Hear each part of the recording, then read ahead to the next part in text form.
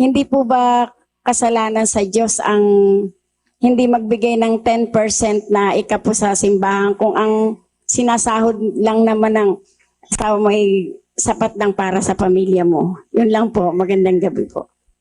Alam mo kapatid, yung ikapo, yung 10%, hindi naman utos yun sa ating panahon. Naloloko lang tayo ng mga pastor ng ikapo. Kasi gusto nila sure money eh.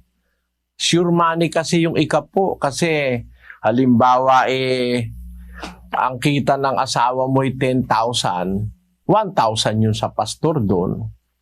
Pag halimbawa, kumita ang asawa mo ng 20,000, 2,000 sa pastor. Kung sa asawa mo, no? Halimbawa, binigay sa'yo ngayon yung natirang 18,000, natira, binigay sa'yo ng mister mo. Ikaw naman, ang gagawin ng pastor, iikapuan ka uli. Kaya hihingan ka na naman uli ng 1,800 kasi ikaw naman yun. Iba naman yun sa asawa mo, sabi nila. Kaya kung mag-ikapu sila, iba yung ikapu ng lalaki, iba yung ikapu ng babae pag tinanggap na ng babae yung sweldo. Yan ang kanilang turo. Hindi utos yan ngayon sa ating panahon, kapatid. Basahin natin ang 7:5 ng Hebreo.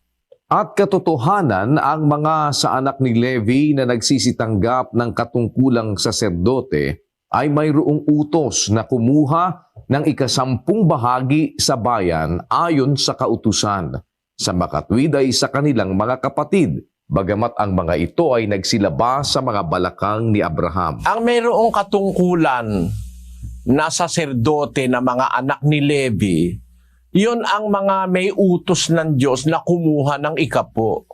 Yung saserdotes, Levitas, sila ang inutusan ng Diyos kumuha ng ikapo sa Israel. Kasi meron 12 tribo yan.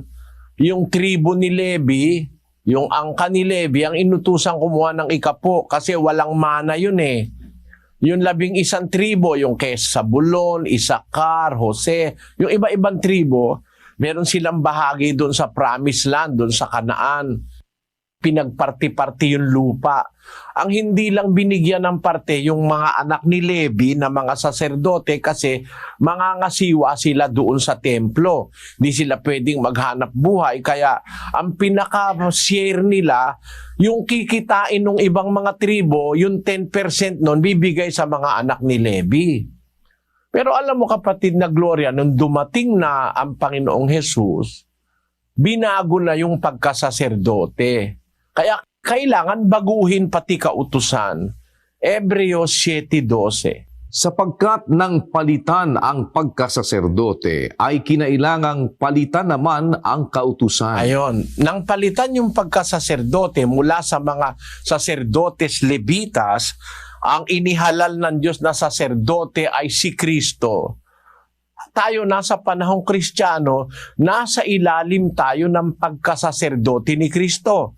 Kung pinalitan yung pagkasaserdote, pinalitan pati yung kautusan. May kautusan sa mga saserdote Levita, merong kautusan sa mga saserdote sa ilalim ni Kristo. Magkaiba yon. Kaya pinalitan ang pagkasaserdote, pinalitan pati kautusan. Ngayon, sa panahon ng Kristo bilang saserdote, ang susundin natin ngayon yung kautusan ni Kristo. Hindi na yung kautusan sa panahon ni Moises. Basahin natin ang 13:39 ng Gawa. At sa pamamagitan niya, ang bawat nananampalataya ay inaaring ganap sa lahat ng mga bagay na sa mga ito'y hindi kayo aariing ganap sa pamamagitan ng kautusan ni Moises. Ayon, hindi na pwede yung kautusan ni Moises ngayon sa panahon ni Kristo. Sa pamamagitan ni Kristo, aariin tayong ganap. Hindi pwede tayong maging karapat-dapat sa kautusan ni Moises. Ang kailangan kay Kristo tayo ngayon magpailalim. Ngayon, ano ngayon ang batas ni Kristo na susundin natin? Basahin natin muna yung unang Korinto 14:37. Kung iniisip ninuman na siya'y propeta o ayon sa Espiritu, ay kilalanin niya ang mga bagay na sa inyo'y isinusulat ko na pawang utos ng Panginoon. Yon, ang sinusulat ng mga apostol, yun ang mga utos ng Panginoon, kapatid, ano?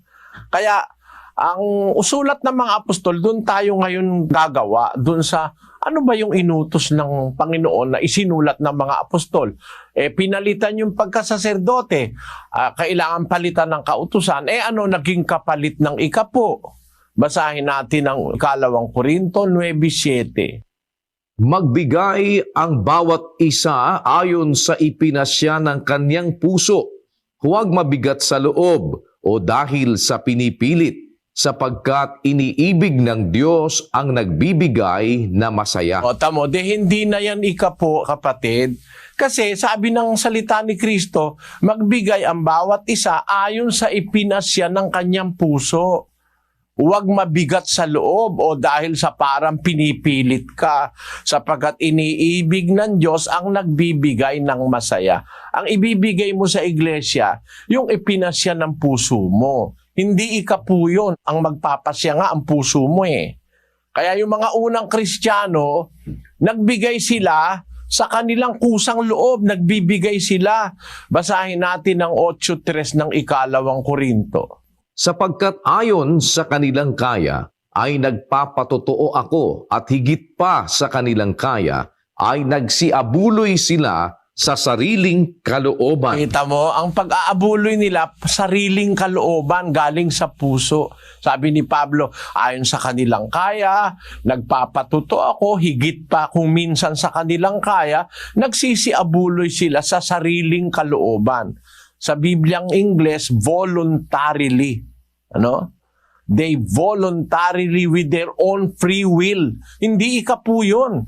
Basahin natin yung Revised Standard Version, kapatid na Daniel. For they gave according to their means, as I can testify, and beyond their means, of their own free will. Of their own free will. Hindi ikapu. Pansariling kalooban. Kasi yun ang utos ni Kristo ngayon eh. Bawat isa magbigay ayon sa ipinasya ng kanyang puso. Sana naunawaan mo ang sagot, kapatid na Gloria.